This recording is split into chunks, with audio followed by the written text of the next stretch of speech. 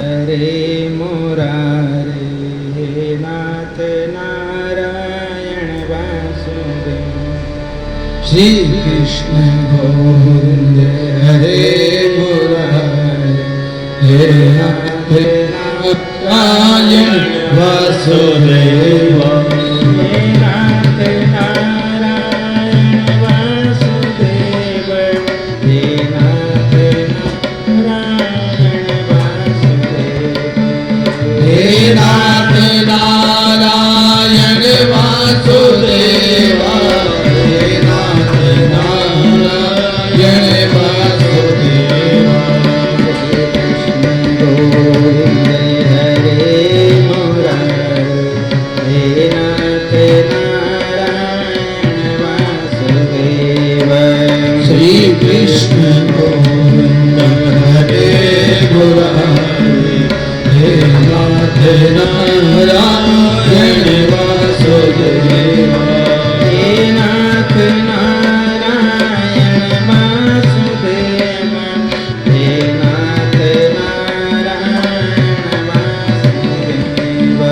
हे नाथ नारायण वासुदेव। हे नाथ नारायण वासुदेव। हे नाथ नारायण वासुदेव। श्री कृष्ण गोविंद हरे मुरारे हे नाथ नारायण वासुदेव। श्री कृष्ण गोविंद हरे मुरारे हे नाथ नारायण वासुदेव। हे नाथ नारायण वासुदेव। हे नाथ नारायण वासुदेव। हे नाथ नारायण वासुदेव। हे नाथ नारायण वासुदेव। श्री कृष्ण गोविंद हरे मुरारे हे नाथ नारायण वासुदेव। श्री कृष्ण गोविंद हरे मुरारे हे नाथ नारायण वासुदेव। बलभद्र नारायण भगवान की जय हो। जन्माद्यस्य तोन्मयादितरतश्चार्थेष्वभिज्ञस्वराट् तेने ब्रह्महृदायादिकवये मुह्यन्ति यत्सूरयः। तेजो वारिमृदां यथा विनिमयो यत्र सर्गो मृषा धाम्ना स्वेन सदा निरस्तकुहकं सत्यं परं धीमहि।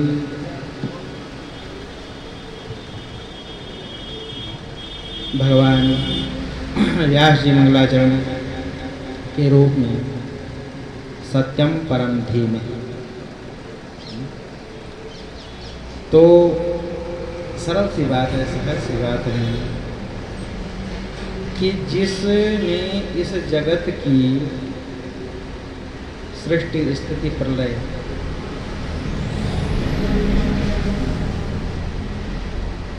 का क्रम किया है,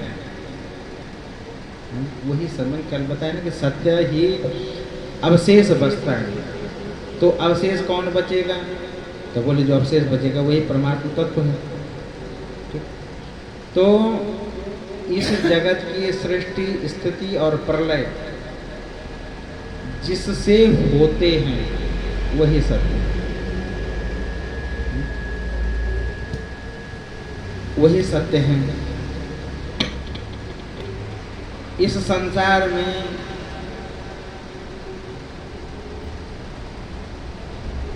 क्रियारूप में व्यक्त हो रखे हैं संसार को चलाने के लिए। वही कार्य है, वही कारण है। इस भाव से तो उस सत्य स्वरूप परमात्मा मानो ध्यान बंधन किया है। भगवान सुखदेव जी ने वंदन किया और जो वेद शास्त्रों का सार है भगवान श्रीमद् भागवत जी, उनका स्मरण करते हैं, उनका वंदन किया।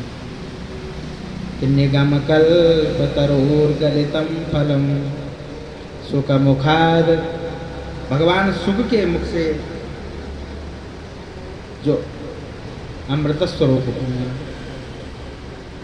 तो पिबत भागवतम ऋषियों, निरंतर नित्य उस भगवत कथा का पान करें। मुहुरहो रसिका भूय भावुका, भावुक और रसिक जन उसका नित्य पान करते हैं, निरंतर पान करते हैं। तो नैमिषारण्य की परम पावन पवित्र भूमि पर एक कथा आरंभ हुई है। तो उन ऋषियों ने सूत जी महाराज से तरह तरह के प्रश्न किए। गुरुदेव, यान वेद विदाम श्रेष्ठो भगवान बादरायण अन्ये च मुनयः सूत परावर विदो विदुः। हे गुरुदेव, यान वेद विदाम श्रेष्ठ, वेद वेदताओं में श्रेष्ठ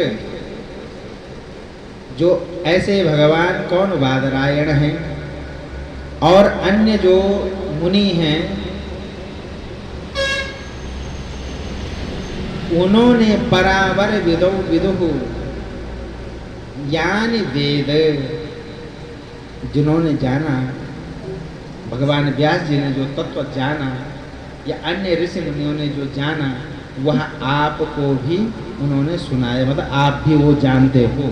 इसलिए जब आप सब कुछ जानते हो, जो बड़े बड़े ऋषि मुनि जो जानते हैं वो चीज़ आप भी जानते हैं, तो इसलिए गुरुदेव आप हमारे लिए उस चीज़ को सुनाओ। तत्र तत्राञ्जसायुष्मन् भवता यद् विनिश्चितं पुंसामेकान्ततः श्रेयस्तन्न संसितुमर्हसि। हे आयुष्मान, तत्र तत्राञ्जसायुष्मन्, आयुष्मान, हे आयुष्मान, आप कृपा करके ये बल भी बताओ कि उन सब शास्त्र पुराणों में और गुरुजनों के उपदेशों में क्या कि कल्याण का जो साधन उन्होंने निश्चित किया है,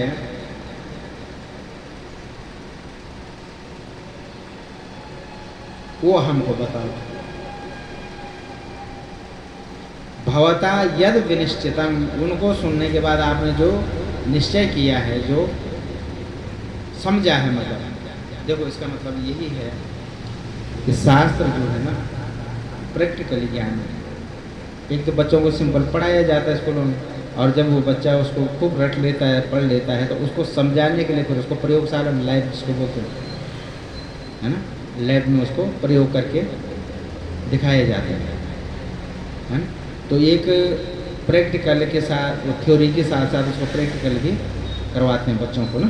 तो शास्त्र ज्ञान जो है इसका मतलब अनुभवजन्य ज्ञान है ना। प्रैक्टिकल क्या अनुभव है ना, एक्सपीरियंस जिसको कहते हैं, अनुभव। तो अनुभवजन्य ज्ञान ही शास्त्र है। तो ऋषियों ने जो तत्ववेत्ता महात्माओं ने जो जाना, जो विचारा, जो सुना, वो उन्होंने अपने शिष्यों को बताया और शिष्यों को भी उसका अनुभव साक्षात्कार करा करके उन्होंने उसका बखान, व्याख्यान करना आरम्भ किया। तो हे ऋषियों, ऋषि कहते हैं, हे सोचे, प्रायेणाल्पायुषः सभ्य कलावस्मिन् युगे जनाः मंदासु मंदमतयो मंदभाग्यार्भद्रुताः। पहले भी बात कही थी कि प्रायः अल्प आयुषः, मनुष्य अल्प आयु के हो गए प्रायः, और मंद बुद्धि और मंद भाग्य भी हो गई है। तो उनका कैसे क्या होगा, क्या कैसे कल्याण होगा। शोध जाना से भद्रम ते भगवान भवता शतां पतिः देवक्यां वसुदेवस्य जातो यस्य चिकीर्षयः। कुछ शास्त्र सम्मत प्रश्न किए। अब उन प्रश्नों का ही उत्तर सूत जी महाराज ने मानो श्रीमद् भागवत जी के माध्यम से उन ऋषियों को सुनाया। विद्वान लोग 6 प्रश्न यहाँ पे विशेष रूप से कहते हैं। उनमें माँ भगवती देवी के घर में भगवान क्यों आए, जब भगवान चले गए तो धर्म किसकी शरण में गए, कौन कौन से भगवान ने लीलाएं करी, कौन, ये सब प्रश्न उन्होंने, तो ऋषियों ने, विद्वान पंडितों ने 6 प्रश्न बना रखे। बस निश्चित इसमें तो नहीं है 6, लेकिन विद्वान लोग मानते हैं ये 6 प्रकार के प्रश्न हैं। तो इस प्रकार के कुल मिला के ये प्रश्न अध्याय, इस अध्याय में उन्होंने पूछा है। फिर क्या पूछा, भगवान व्यास जी कहते हैं, यदि तेषां प्रश्न संपृष्टो विप्राणां रोमहर्षणी प्रतिपूज्य वचस्तेषां प्रवक्तो मुपचक्रमे। उन ब्रह्मवादी ऋषियों के प्रश्न सुनकर के वो जो रोमहर्षण के पुत्र उग्रसर्वा जी थे, उनको बड़ा आनंद हुआ। उन्होंने ऋषियों के इस मंगलमय प्रश्न का उत्तर देना आरंभ किया। ठीक है, तो ये जो कथा सुना रहे, ये कौन है? उग्रसर्वा नाम के सूर्य जी। व्यास जी किसी से कौन थे? रोमहर्षण। बोल अवधनारायण भगवान की। नारायणम नमस्कृत्य, भगवान नारायण को नमस्कार प्रणाम करते हुए, नरोत्तम पुरुषोत्तम भगवान नर नारायण को प्रणाम करते, माँ भगवती सरस्वती को चरणों प्रणाम करते हुए, भगवान सूत जी पूज्य गुरुदेव भगवान श्री सुखदेव मुनि का स्मरण करते हुए, स्वानुभावमखिल श्रुति सारमेक मध्यात्मदीप मतितीर्षतां तवोन्धं संसारिणां करुणया पुराण गुह्यं तं व्याससूनुमुपयामि गुरुं मुनीनाम्। यह स्व आत्मभाव अखिल श्रुति सारमेक, समस्त श्रुतियों का जो सार है, वेद वेदांत का जो सार है, आत्मदीप मतलब आत्मज्ञान को प्रकट करने वाला है ना, तम अंधकार को दूर करने वाला है, संसार में संसारिणाम करुणया, करुणा के द्वारा दया के करके संसारियों के उद्धारणार्थ पुराण गुह्यम, इस गोपनीय पुराण को भगवान सुखदेव जी ने प्रकट किया। ऐसे भगवान श्री सुखदेव जी को नमामि, हम प्रणाम करते हैं। तो ऋषियों, तुमने बहुत सुंदर बात कही है। इससे केवल तुम्हारा ये नहीं, समस्त जगत का कल्याण होगा, सबका मंगल होगा, सबका आनंद होगा। मुनयः साधु पृष्टो हम भवद्भिर्लोकमङ्गलम् यत्कृतः कृष्ण संप्रश्नो येनात्मा सुप्रसीदति। मुनयः साधु पृष्टः अहम भवद्भिर्लोकमङ्गलम्। आपने बहुत सुंदर प्रश्न किया, यह बहुत सुंदर प्रश्न किया, क्योंकि यह प्रश्न भगवान श्री कृष्ण के संबंध में है और इससे भली भांति आत्मशुद्धि, अंतःकरण की शुद्धि है, निश्चित हो। यत् कृतः कृष्ण संप्रश्नो, एक कृष्ण से संबंधित प्रश्न है, और येन आत्मा सो प्रसिद्धति, विशेष रूप से प्रसन्न हो जाती है, सो प्रसिद्धति है। तो सबे पुंसा परो धर्म, सबसे पहले पूछा कि भैया धर्म क्या है।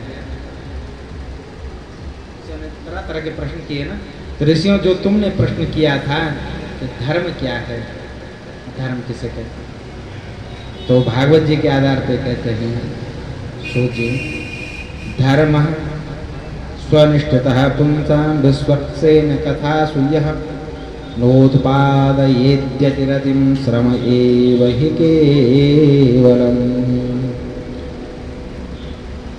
धर्म स्व अनुष्ठितः, सुनुष्ठितः, धर्म का ठीक ठीक अनुष्ठान करने पर भी यदि मनुष्य के हृदय में भगवान के लीला कथाओं के प्रति अगर अनुराग न हो तो वह केवल परिश्रम मात्र है। क्या? जिस कर्म को करने से भगवद प्रीति न हो वह केवल श्रम है। तुलसीदास जी ने शायद इन्हीं का अनुवाद करते हुए लिखा क्या? वेद शास्त्र श्रुति संत मत, वेद शास्त्र श्रुति संत मत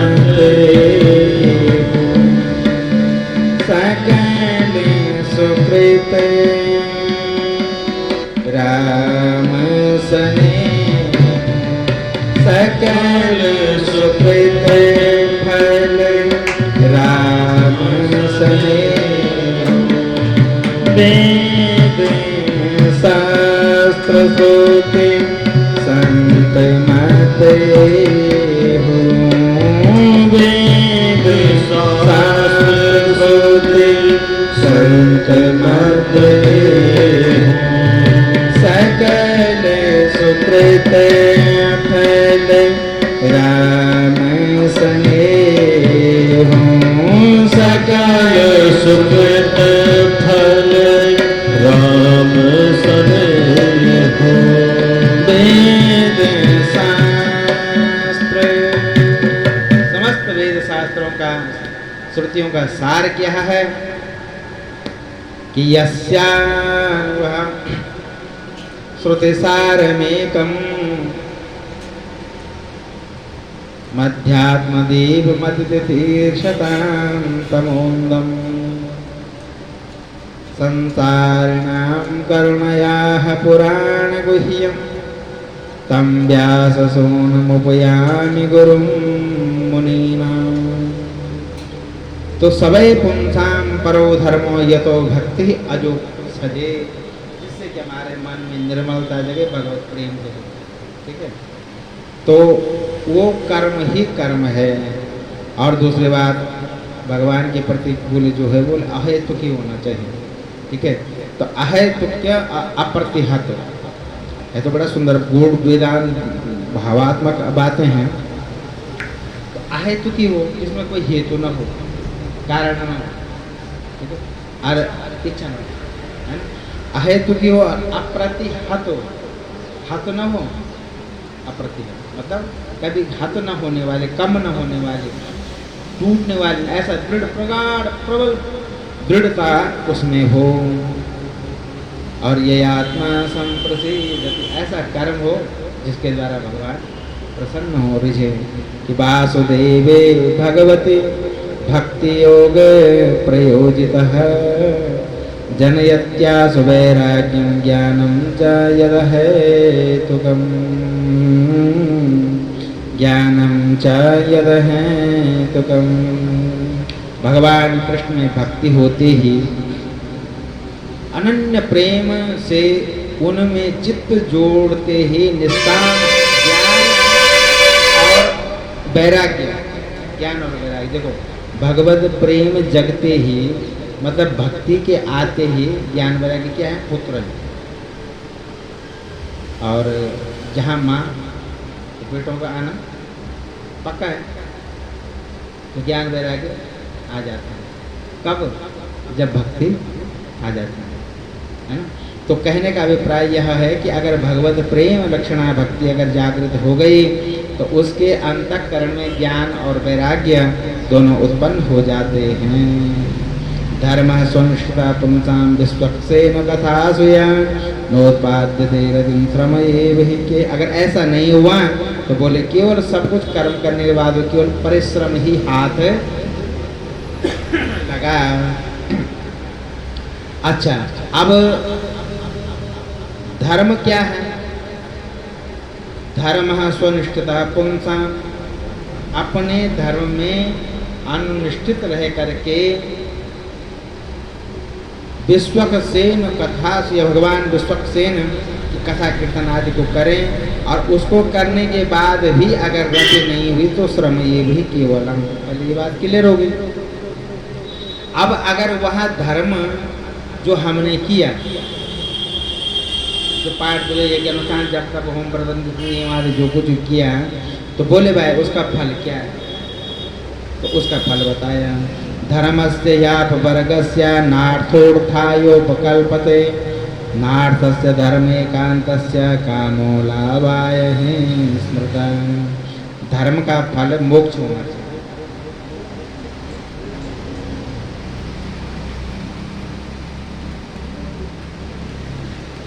विषयों का, संसार का भोग नहीं। धर्म, अर्थ, काम और मोक्ष चार पुरुषार्थ हैं। तो हैं चतुर्भुज, तो पुरुषार्थ चतुष्टयी, ये चार पुरुषार्थ हैं। तो उनमें जो धर्म है, धर्म अर्थ का मोक्ष, तो जो बोले धर्म का जो फल है वो मोक्ष होना चाहिए। उसका फल संबंध, उसका संबंध मोक्ष से होना चाहिए, न कि अर्थ से और न कि काम से। तो धर्मस्य ह्यापवर्गस्य नार्थोत्थायोपकल्पते नार्थस्य धर्मेकान्तस्य कामो लाभाय स्मृतः। और अर्थ, अब बीच में क्या बचे? अर्थ और काम। तो अर्थ का प्रयोजन धर्म के लिए होना चाहिए, न कि काम। काम का अर्थ क्या है? ठीक है। तो इच्छाओं के लिए उसका प्रयोजन नहीं होना चाहिए, यही शास्त्र का मत है, यही शास्त्र का सार है। कामस्य, अब तीसरा बचा काम, चौथा धर्म मोक्ष के लिए, ठीक। अर्थ धर्म के लिए। सरल सी बात है, मोटी सी बात है, अगर अर्थ होगा तो धर्म का भी खर्च तो चाहिए, लगेगा। सरल सी बात है। तो अर्थ के बगैर धर्म पढ़ने तो नहीं है। तो सरल सी बात है कि अर्थ है तो भैया धर्म करो। ये अनुष्ठान जब तक व्रत होंगे धर्मानुष्ठान, अनुष्ठान धर्म नहीं, धर्मानुष्ठान। धर्म अलग चीज़ है, अनुष्ठान अलग चीज़ है। तो धर्म के अनुष्ठान किए, अब क्या बचा? बोले काम। तो काम क्या है? बोले कामस्य नेन्द्रिय प्रेतर लाभो जीवित यावतः। इच्छाओं का कितना ग्रहण होना चाहिए, कितनी करनी चाहिए? काम तो इच्छाएं, ठीक है। कितना होना चाहिए? बोले जिससे कि जीवित यावता,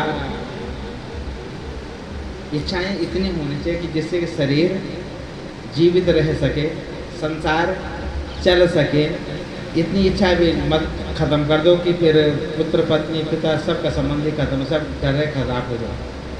उनको चलाने के लिए इतनी काम, मतलब इतनी इच्छा होनी चाहिए, जरूरी है कि जिससे ग्रस्त भी चल सके, संसार भी चल सके, शरीर भी चल सके, ना। अब शरीर भाई इच्छा इतनी खत्म मत करो कि शाम को रोटी न खाओ, सुबह खड़े न उठ पाओ। वो त्रिपाठी जी कहते हैं कि इतना घी जरूर खाना चाहिए तो 4 घंटा कथा बोलने का सामर्थ्य बना रहे। मतलब काम का, इच्छाओं का इतना आवश्यक है कि जिससे कि संसार साधन चलता रहे। तो बोले वो कामस्य इंद्रिय प्रीति है ना, इंद्रिय प्रीति कामस्य प्रयोजनम ना। जो हमारा काम है उसका प्रयोजन इंद्रियों को प्रसन्न करना नहीं, इंद्रियों की प्रीति नहीं है, ठीक है। इतना इंद्रियों के साथ व्यवहार हो कि संसार चलता रहे, शरीर चलता रहे। तो कामस्य इंद्रिय प्रेतर तो लाभो जीवित यावतः, जिससे शरीर जीवित बना रहे। तो बोले भाई अब जीवन किसके लिए? शुरू से सीढ़ी चढ़ रहे ना ऊपर, ठीक है। अब जीवित रहना जरूर है, बोले हाँ। तो बोले भाई जीवित किस लिए? पहले आए ना धर्म किस लिए? सबसे पहले धर्म क्या है?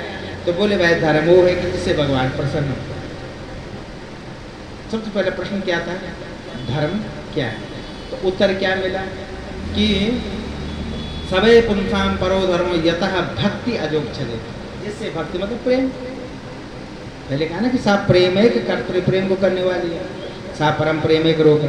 तो धर्म क्या है? बोले धर्म वह है कि जिसको करने से हमारा प्रेम बढ़े, चाहे संसार में हो चाहे अध्यात्म जगत में प्रेम बढ़े, उसको धर्म कहते हैं, ठीक है। अब धर्म का प्रयोजन, धर्म हाथ लग गया, ठीक है, तो धर्म का पता लग गया। तो अगर आप धर्म कर रहे हो तो उसका फल क्या है? तो बोले मोक्ष। अब मोक्ष का पता लग गया। अब क्या धर्म प्रसाद चतुष्टय में आए ना, तो अब क्या बचा? काम और अर्थ। तो बोले भाई जो अर्थ है उसका मकसद क्या होना चाहिए, उसका प्रयोजन क्या होना चाहिए, उसका मतलब क्या होना चाहिए? बोले धर्म। अब इससे उससे उसमें उसमें उससे उसमें अंत में मोक्ष की, वो जो परम तत्व की ज्ञान की प्राप्ति वाली बात है। तो अब बचा काम।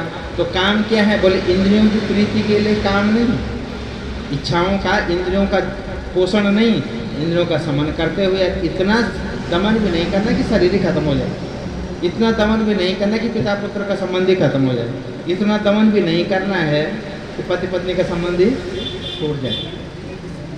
समझ लो? तो कहने का अभिप्राय संसार जगत भी बसा रहे, चलता रहे, और उसमें इतनी लोलुपता भी न बने कि वो बोले बद्रीनारायण भगवान की। अब क्या बचा? जीव। जीवन किस लिए? इतना काम को बनाए रखो कि शरीर सुरक्षित रहे। तो जीवित रहना क्यों जरूरी है? जीवित या बता, तो बोले जीवस्य तत्व जिज्ञासा। जीवित रहोगे तो तत्व की प्राप्ति होगी। प्राप्ति तब होगी जब पहले जिज्ञासा हो, जानने की। ज्ञातमिच्छति जिज्ञासा, जानने की इच्छा। तो देखो कैसे प्राप्त होगा, कैसे होगा प्राप्त? तो भगवान गीता के माध्यम से, देखो भागवत जी के माध्यम से करेंगे। तो बोले तद विद्य प्रणिपाते परिप्रश्नेन सेवया उपदेक्षन्ते ज्ञानम ज्ञानिनस्तत्त्वदर्शिनः। वो तत्वदर्शी वेत्ता, तत्ववेत्ता महात्मा के शरण में जाओ तो उपदेक्षण, तब तुम्हें वह उपदेश करेगा। तो क्या होगा भाई? तो नहीं, फिर उसका जब उन्होंने उपदेश तो कर दिया, पर वो टिकेगा या नहीं टिकेगा? बोले किसको टिकता है? तो वहीं पर कहा कि श्रद्धावानम लभते ज्ञानम तत्परः संयतेन्द्रियः। प्राप्त हुआ। अब उसको प्राप्त हो गया, क्या फायदा है?